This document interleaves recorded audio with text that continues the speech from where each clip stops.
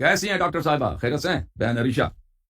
جی، میں ٹھیک ہوں، السلام علیکم، کیسے ہیں آپ؟ وعلیکم، اللہ آپ کو بہت اچھا سلامتی لگ رہا ہے دے۔ دوبارہ جڑ کر۔ Thank you so much for coming back. ہمیں بھی بہت خوشی ہے آپ کی تشریف آوری سے، آپ کا بہت ہی ضرور نوازی ہے کہ ہم اس لائق سمجھا آپ قابل تشریف لائیں، بہت مہربانی آپ کی۔ جی، جی، بالکل، بالکل اور آج میں نے یہی سوچا کہ کچھ سوالات ہیں جو آپ نے جیسا شو رکھا ہے ٹاپک ہے کہ قرآن پاک کے لحاظ سے یا حضرت محمد صلی اللہ علیہ وسلم کی رسالت پہ اگر کچھ سوال جواب کرنے ہوں تو اس کے لحاظ سے ہم سوال اٹھا سکتے ہیں اور آپ سے جی اس کے بارے میں جانکاری بھی حاصل کر سکتے ہیں۔ جی بس تو بسم اگر اللہ، آپ کہیں تو پھر میں کچھ اپنے رکھوں سوالات۔ جی بسم اللہ کریں۔ جی، جی، بالکل، زیادہ میں آج جو فوکس کر رہی تھی وہ کر رہی تھی کہ قرآن پاک میں جو تھوڑی کانٹرڈکشنز موجود ہیں جن سے ہمارے ذہنوں میں سوالات جو ہیں اٹھتے ہیں قرآن ہوں، پاک کو لے کے کہ یہ کتنا صحیح ہے، کیونکہ ہمیں یہ شک بھی گزرتا ہے اور ہمیں لگتا ہے کہ جی یہ کسی انسان کی جو ہے وہ صحیح، تخلیق ہے بجائے کہ کوئی ایک ڈیوائن تخلیق ہو۔ تو اس کے حوالے سے جو سوالات ہیں وہ میں آپ کے سامنے پیش کروں گی کہ ایک تو سورہ مریم کا اگر ہم ذکر کریں تو اس کی اوکے، 16ویں اور 19ویں آیات میں جی، جی، یہ ذکر کیا گیا کہ کیسے حضرت عیسیٰ کی جو ہے پیدائش ہوئی تھی، فرشتے حضرت مریم کے پاس آئے تھے اور ان کو مطلب خوشخبری سنائی تھی کہ ان کو ایک بیٹا ہوگا۔ اچھا، اس جی میں اگر دیکھا جائے آگے اگر ہم جائیں تو آیات آتی ہیں 27 اور 28 آیت جس میں حضرت مریم کو مخاطب کیا گیا ہے کہ اے ہارون کی بہن، اوکے، اور بعد میں اگر ہم دیکھیں جی، جی، ایک تو ان کو ہارون کی بہن کر کے مخاطب کیا گیا ہے، پھر اس کے علاوہ سورہ تحریم میں اگر ہم جائیں تو اس کی 12ویں آیت ہے جس میں آیا ہوا ہے کہ جی حضرت مریم کو دوبارہ مخاطب کیا گیا ہے لیکن عمران کی بیٹی کہہ کے مخاطب کیا گیا، عمران کی بیٹی۔ اب اگر ہم دیکھتے ہیں حضرت عیسیٰ کی جو والدہ تھی حضرت مریم، تو ان کا ہسٹری میں اگر دیکھیں تو کوئی بھائی نہیں تھا ہارون نام کا، ٹھیک ہے، والد یا بھی ہارون، عمران ہوں، نام کے نہیں، ٹھیک ہے، لیکن اگر ہم دیکھتے ہیں تو اس سے 1000 سال پہلے ایک گزری تھی مریم جن کے والد کا نام بھی عمران تھا اور جو ان کے بھائی تھے ہارون نام تھا ان کا۔ تو یہ ایسا لگتا ہے کہ یہ قرآن میں جیسے کنفیوز کر دیا گیا ہے، جس نے بھی مطلب اس کو تحریر کیا یا آیات میں مطلب بنایا تو اس میں مطلب انہوں نے کنفیوز کر دیا مریم کو حضرت عیسیٰ والی جو مریم ہے ان کے ساتھ۔ تو ایسی سو ہسٹوریکل مسٹیک تو نہیں ہونی چاہیے قرآن پاک۔ تو میں آپ کو دکھا دیتا ہوں سورہ مریم کی جو آیت ہے، اعوذ باللہ من الشیطان الرجیم۔ سورہ مریم میں کھول دوں، ایک منٹ معاف کیجیے گا۔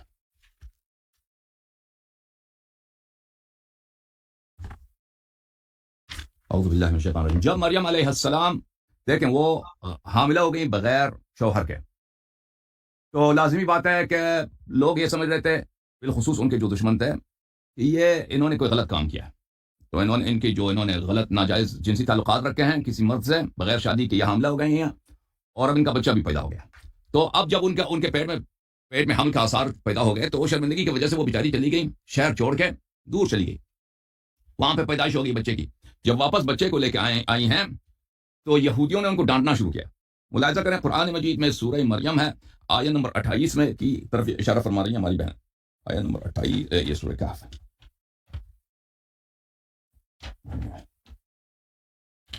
سورہ مریم آیت نمبر 28، اعوذ باللہ من الشیطان الرجیم۔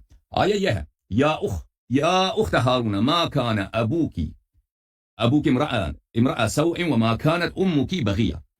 تو یہ یہودیوں کا کلام ہے، یہ مسلمانوں کا کلام نہیں، اللہ کا کلام ہے۔ تو یہ ہارون جو ہے یہ بنی اسرائیل میں اہل بیت علیہ السلام کی حدیث میں یہ ہے کہ بہت ہی ایک مشہور شخص تھا جو زنا میں مشہور تھا، بہت ہی بدکار آدمی تھا، زناکار آدمی تھا۔ تو مریم ایک پاک دامن عورت ہے، اس کی بہت ہی مذہبی خاندان سے تعلق رکھتی ہیں اور یہ ہمیشہ مسجد میں عبادت میں مصروف رہتی تھی۔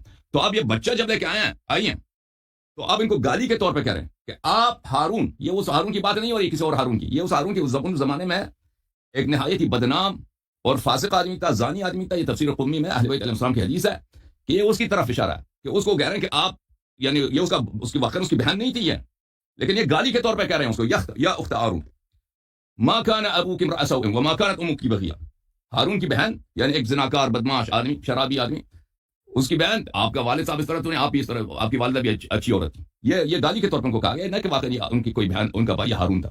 اور یہ ہارون، کس ہارون کی بات ہو رہی ہے؟ وہ ہارون جو اس زمانے میں ایک مشہور فاسق آدمی تھا۔ اگر چاہیے تو میں وہ آپ کو حدیث بھی دکھا دیتا ہوں کہ میں اپنے سے نہیں بنا رہا، یہ تفسیر قمی میں کھول دوں، ایک منٹ۔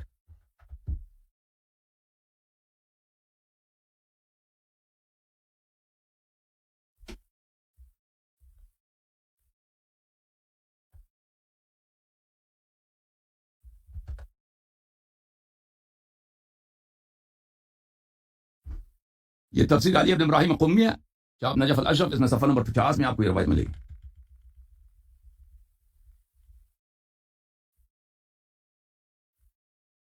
یہ سورہ مریم صفحہ نمبر 48 پھر صفحہ نمبر 50 میں جب جائیں گے نا فقالوا یا مریم، انہوں نے کہا یا مریم.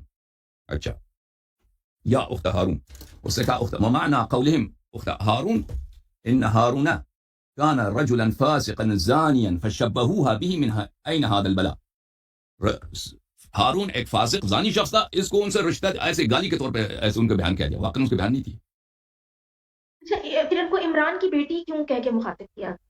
اچھا عمران کی بیٹی، سورہ تحریم، جی میں دیکھتا ہوں. جی 12ویں نمبر آیت.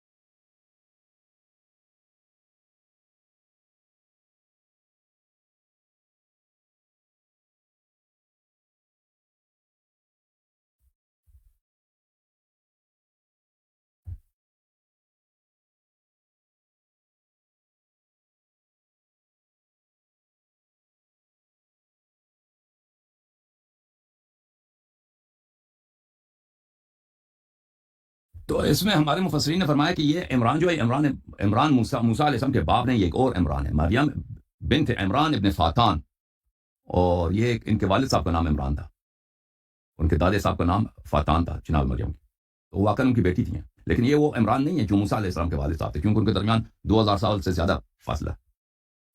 جی جی اچھا یہ تو ان کو ہارون سے ہی کیوں ان کو مماثلت دی گئی؟ مطلب کسی اور سے بھی دے سکتے تھے. یہ تو دے سکتے تھے، وہ گالی دینے والے لوگ تھے نا، وہ تو آئے تھے ان کو ستانے کے لیے کہ بھئی آپ وہ اب دیکھیں ایک عورت ایک خاتون ہے جو ہمیشہ پاک دامن رہی ہیں، ہمیشہ وہ عبادت کرتی ہیں، ان کے والد صاحب اور والدہ سب شریف لوگ تھے، کرامات ان کی مشہور تھی کہ یہ کیا کر رہی ہیں، مسجد میں ہمیشہ عبادت میں مشغول ہیں، اور آسمان سے ان کے لیے کھانے آتے تھے. تو اب یہ جو ہے ایک عجیب چیز ہو گیا کہ بغیر شادی کے، اب تماشا تو ہے نا، بغیر شادی کے وہ بچہ لے کے آئیں، تو یہ سب لوگ کہیں گے کہ بھئی اس نے غلط کام کیا ہے. ایک بڑا اسکینڈل ہے، اتنا بڑا اسکینڈل، اتنا پاک دامن عورت بچہ لے کے آئے سب کے سامنے. اب وہ ہمیشہ کے لیے تو صحرا میں تو نہیں رہ سکتی، اب واپس شہر میں آئی ہے تو بچہ لے کے آئیے. تو انہوں نے کہا کہ بھائی گالی کے طور پہ، وہ بہت ساری گالی ان کے پاس آپشن تھا، لیکن انہوں نے اس زمانے میں جو سب سے بڑا وہ فاسق فاجر تھا نا، کہا کہ وہ ہے اس کے فلانے کی بہن، اس گالی کے طور پہ کہا. شاید مزید انہوں نے بھی گالی دیا ہوگا، کیونکہ بہت سارے لوگ تھے وہاں پر ان سے خطاب کرنے کے لیے آئے تھے، تو بہت سارے لوگ ہوئے ہوں گے، لیکن سب کو نقل نہیں کیا قرآن نے، ایک نقل قول کیا، باقی بھی ہوا ہوگا. صحیح ٹھیک ہے. اچھا اس کے بارے میں صحیح مسلم کی حدیث وغیرہ بھی تھی کہ اس وقت بھی لوگوں کو، انہوں نے اس بات پہ اعتراض اٹھایا تھا کہ یہ ہارون کی بہن کیوں کہاں گیا، اور جو اس ٹائم پہ ہارون کی جو بہن مریم تھی اس میں اور حضرت عیسیٰ کی جو والدہ تھی ان میں تو فرق تھا 1000 سال کا. ابن کثیر میں بھی آتا ہے کہ حضرت عائشہ سے ایک بار پوچھا گیا تھا نا کہ یہ اس میں جو ہارون کا ذکر ہو رہا ہے وہ تو موسیٰ کا بھائی مطلب نہیں ہے، تو پھر حضرت عائشہ نے کہا نہیں تم جھوٹ بول رہے ہوگے. تو جو آگے سے کعب تھے انہوں نے کہا کہ بھئی اس میں تو 600 سال کا ڈفرینس ہے، مطلب حضرت عیسیٰ میں اور حضرت موسیٰ کے مطلب ایگزسٹ کرنے میں تھا. صحیح. تو یہ میں نے جو آپ کو بتایا نا، میں اہل بیت علیہ السلام کی تفسیر سے آپ کو بتا رہا ہوں، جو حدیث ہے اہل بیت علیہ السلام کی. جی ہمارے ہاں جو شیعوں کے ہاں جو معتبر ہے وہ یہی ہے. صحیح. اچھا اگر اس کے علاوہ میں ایک اور سوال اٹھاؤں، مطلب اگر یہ سائنٹیفک طور پہ، تو سورہ مومنون کی ہے 12ویں سے 14ویں آیت، جس میں ایمبریولوجی کو تھوڑا ڈیفائن کیا گیا قرآن میں نا، کہ کس طرح سے مطلب ایمبریو بنتا ہے. تو اب جیسے میں تو ڈاکٹر ہوں، تو ہم نے تو یہ اسٹڈی کیا ہے کہ جی جو بونز ہوتی ہیں اور جو مسل چڑھتا ہے بونز کے اوپر، وہ ایک ہی ٹائم پہ دونوں بن رہے ہوتے ہیں، مسل اور بونز، اور وہ ایک میزوڈرم لیئر ہوتی ہے اس سے بنتا ہے. لیکن قرآن میں جو ہے اس کی ترتیب الگ لکھی ہوئی ہے، وہ لکھا ہوا ہے کہ جی پہلے ہڈیاں بنتی ہیں اور اس کے اوپر کورنگ چڑھتی ہے مسل کی. تو یہ اس طرح سے کیوں آیا کون سی ہے سورہ مومنین کی، کون سی آیا؟ 12ویں سے 14ویں آیت. 12 to 14.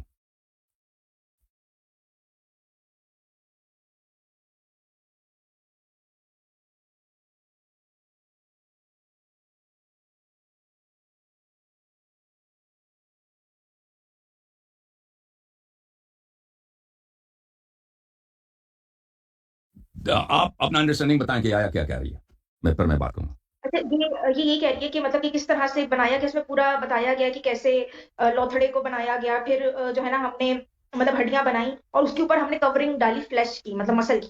اب یہ جو بتائی گئی ہے ترتیب، یہ اس سے ہٹ کے جو آج کی جو ایمبریولوجی بتاتی ہے، آج کی جو سائنس ہے وہ یہ کہتی ہے کہ بھئی دونوں سائملٹینیسلی مطلب ساتھ ساتھ ہی بنتے ہیں. مسل اور بون ایک ہی لیئر سے بننا شروع ہوتے ہیں. اس میں مسل کہاں ہے؟ آپ دیکھیں میں آپ کو آیت پڑھ کے دکھا دیتا ہوں. فلیش سے چڑھتا ہے اوپر، گوشت سے چڑھتا ہے. گوشت چڑھتا ہے نا، ہڈیوں پہ گوشت چڑھتا ہے، ٹھیک ہے نا، ہڈیوں پہ گوشت چڑھتا ہے. تو یہ گوشت کا چڑھانا اس طرح تو میں نہیں سمجھتا کہ قرآن یہ کہہ رہا کہ پہلے صرف ہڈی ہے، گوشت نہیں تھا. یہ تو نہیں کہہ رہا نا. اگر جب ہڈی بننا شروع ہو گئی ہیں، جب ہڈی بننا شروع ہو گئی اس وقت گوشت کم ہے، یعنی ناچیز ہونے کے لائق ہے. پھر یہ جب کچھ اس میں جان آ جاتا ہے اس نطفے میں، ایمبریو میں، تو اس میں پھر گوشت زیادہ آ جاتا ہے. تو اس طرح تو نہیں کہہ رہا کہ اس شروع میں کوئی گوشت نہیں تھا اس میں. میں آپ کو آیت دکھا دیتا ہوں. اعوذ باللہ من الشیطان الرجیم. کورنگ تبھی چڑھے گی نا جب ایک چیز پہلے سے بن چکی ہے، اس کے اوپر ہی کور کیا جائے گا. جیسے ایک ہڈی بن گئی تو اس کے اوپر کورنگ کی جو لفظ استعمال کیا گیا کہ اوپر کورڈ کیا، اگر اس کی میں انگلش ٹرانسلیشن بتاؤں تو اس میں آتا ہے کہ we covered the bones with flesh then we developed him into another creation. مطلب ہم نے ہڈیوں کے اوپر گوشت چڑھا دیا. بالکل آج کی یہ لیکن اس کا مطلب یہ نہیں ہے کہ پہلے وہ ہڈیاں بالکل وہ نیوڈ تھی، بالکل وہ برہنہ تھی، اس پہ کچھ بھی نہیں تھا. اس کا تو یہ تو بالکل نہیں کہا. ٹھیک ہے، یہ لٹریری ہے، ایکسپریشن ہے، اور گفتگو میں اس طرح بہت ہوتا ہے کہ آپ گفتگو میں ایگزیکٹ نہیں ہوتا ہے کہ بالکل آپ پریسائز اگر بات کرنا شروع کریں نا اور آپ، تو پھر بات کرنا ہی ناممکن ہو جائے گا ایک دوسروں سے. دیکھیں آپ کہتے ہیں بچے میں جان آ گئی، بچے میں جان آ گیا. بچہ ہے وہ پہلے بھی جان تھا لیکن اب اس کے ساتھ بہتر ہو گیا. ہم کہتے ہیں بچے میں جان آ گئی ہے. بچہ غذا کھائے گا تو اس میں گوشت آئے گا، بچے میں پہلے بھی گوشت تھا. یہ تو ایکسپریشن، یہ تو ایک عام چیز اردو زبان میں بھی استعمال ہوتا ہے. اگر کوئی اس طرح بات کرتا ہے تو اس کا مطلب یہ نہیں کہ وہ غلط کہہ رہا. تو قرآن جو فرما رہا ہے اعوذ باللہ من الشیطان الرجیم ثم خلقنا النطفة علقة فخلقنا العلقة مضغة فخلقنا المضغة عظاما فكسونا العظام لحما. تو ہم نے عظام کو، ہڈیوں کو مزید گوشت عطا کیا. اس کا مطلب یہ نہیں ہے کہ پہلے اس میں گوشت بالکل کچھ بھی نہیں تھا، کوئی مسلس کچھ بھی نہیں تھا. اس کا میں تو اس آیت سے یہ نہیں سمجھ رہا، اور نہ میں سمجھتا ہوں یہ قرآن یہ کہہ رہا ہے، اور نہ قرآن کریم یہاں پر آپ کو سائنس سکھانے کی کوشش کر رہا ہے. یہ صرف بتا رہا ہے جو سب لوگوں کو پتا ہے کہ بچہ، جو اس زمانے میں بھی لوگوں کو پتا تھا، کیونکہ اس زمانے میں بھی عورتیں جو ہیں ان کو سخت حمل ہوتی تھیں مختلف مراحل میں. تو سخت حمل یہ ہوتا تھا کہ کوئی مثلا 1 مہینے میں سخت حمل ہو گیا، کوئی 2 مہینے میں، 3 مہینے میں، 4 مہینے میں، 6 مہینے.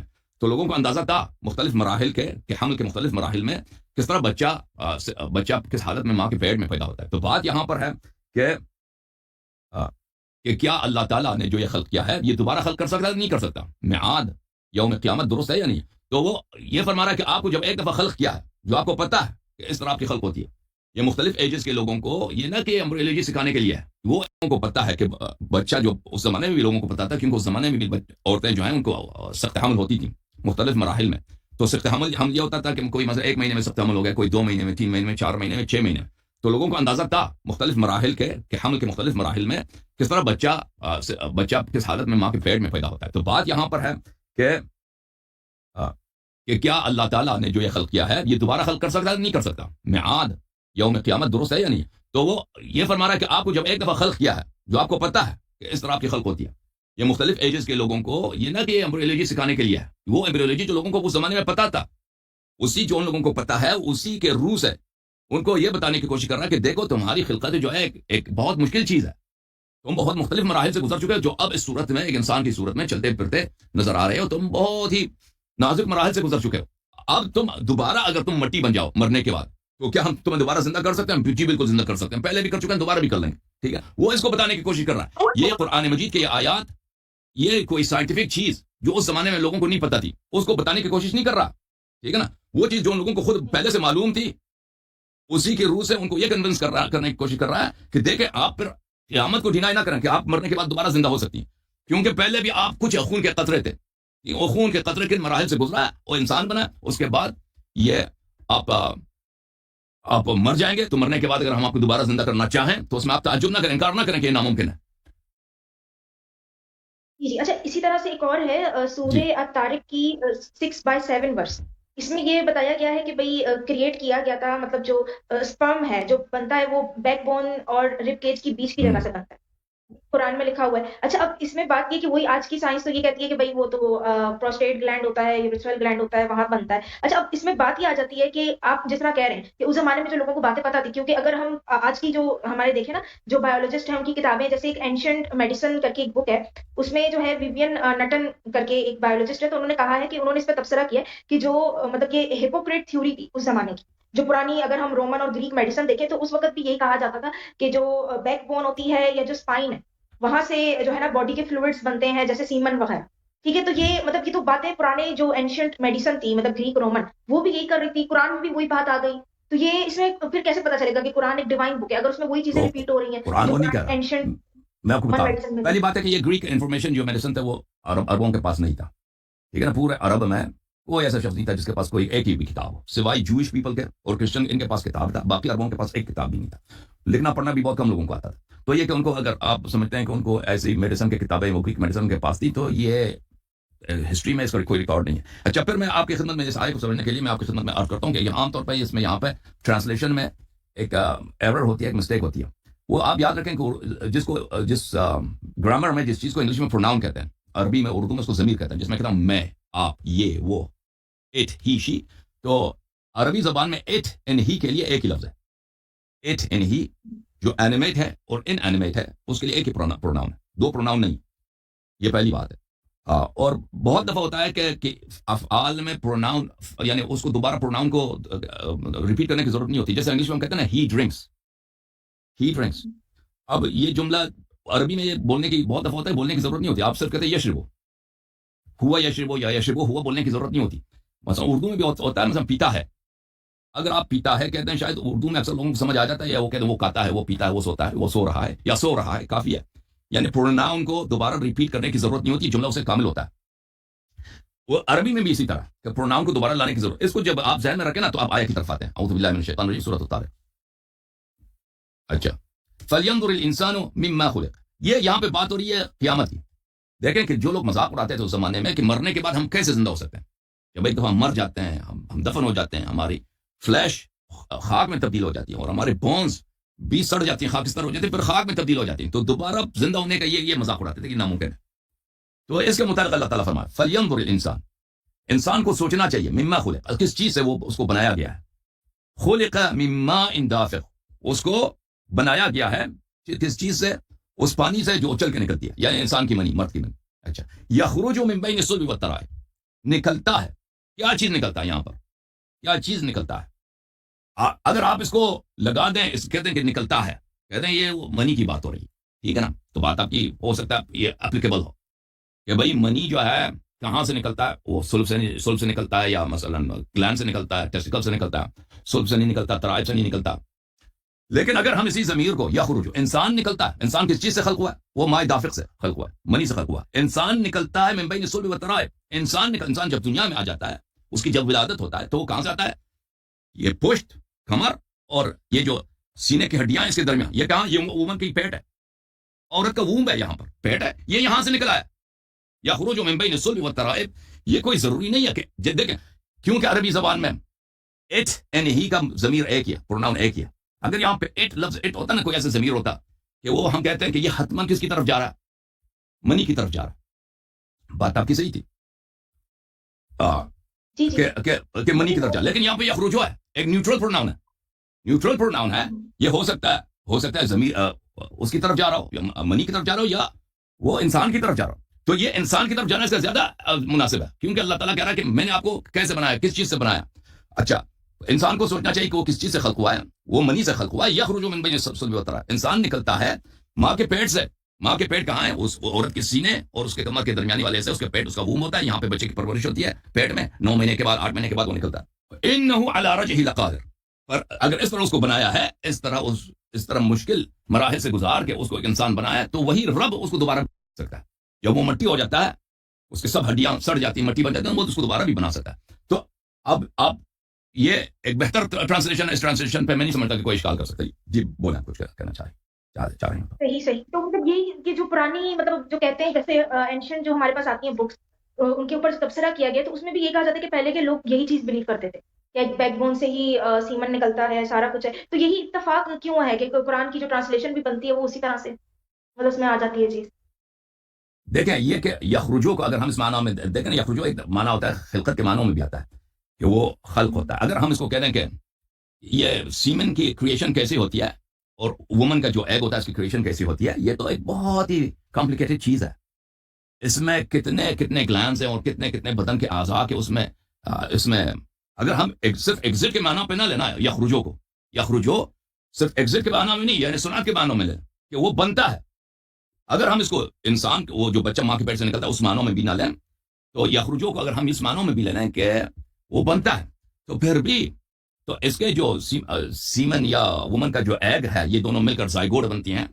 جب یہ ان کا نیوٹریشن کس جگہ سے آتا ہے، تو لازمی بات ہے صرف ٹیسٹیکل سے نہیں آتا. یہ پورا انسان کا جو اسٹرکچر ہے، انسان کا ٹورسو ہے، ٹورسو مطلب سینے سے لے کر کمر تک، یہ کڈنیز وغیرہ، اور یہ سب اس میں اتنا کمپلیکیٹڈ ہے کہ بھائی ہم جو بایولوجی پڑھتے ہیں نا، وہ ایک سیل کے اسٹرکچر پہ ہم اسی میں پھنس جاتے ہیں ہمیشہ.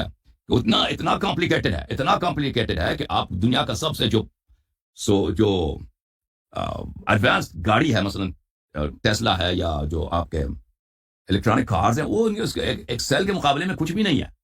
ایک جو ہیومن سیل ہے، ایک یا نن ہیومن سیل، ایک بیکٹیریا کے، یہ ڈاکٹر صاحب بہتر جانتے ہیں ہم سے، وہ اتنا کمپلیکس ہے. تو یہ جو زائگوٹ انسان کا بنتا ہے، ایمبریو بنتا ہے، ٹھیک ہے نا، یخرج من بین الصلب والترائب، یہ ہر جگہ سے اس کو یہ نیوٹریشنز آتے ہیں، اس میں وہ ایک پورا سسٹم ہے جو اس کو ایڈ کرتی ہیں اس کے بننے کے لیے. یخرجو کو ہم اس معنوں میں لیتے ہیں بننے کے معنی. اب یہ آپ کہتے ہیں کہ نا کہ پرانے زمانے کے لوگ بھی یہی سوچتے تھے، قرآن بھی یہ کہہ رہا، تو ہم اس کو نہیں مانتے کہ قرآن بھی وہی کہہ رہا ہے جو پرانے زمانے کے لوگ کہہ رہے تھے، ٹھیک ہے نا. مسلمانوں کے ذہن میں یہ بات تھا، یہ جو قرآن کہہ رہا ہے مسلمانوں کے ذہن میں یہ تھا، اکثر مفسرین کے ذہن میں، کہ یخرج من بین الصلب والترائب، کہ اگر قرآن کہہ رہا ہے کہ منی جو ہے انسان کے پشت سے اور اس کے چھاتی کے درمیان سے نکل رہا ہے، تو انہوں نے سمجھا کہ یہ اسی کو کہہ رہا ہے. حالانکہ قرآن ایکسپلیسٹلی اس کو نہیں کہہ رہا. قرآن کی ایسی آیت کو بہت وضوح کے ساتھ آپ اس طرح تفسیر کر سکتے ہیں کہ بچہ جب پیدا ہو جاتا ہے تو وہ صلب اور ترائب کے درمیان سے، کمر اور سینے کے درمیان والے حصے سے، یعنی اس وومن کا جو ووم ہوتا ہے اس میدان سے، اس علاقے سے، ان آرگن سے وہ باہر نکلتا ہے، دنیا میں اس کی پیدائش ہوتی ہے. جی سر.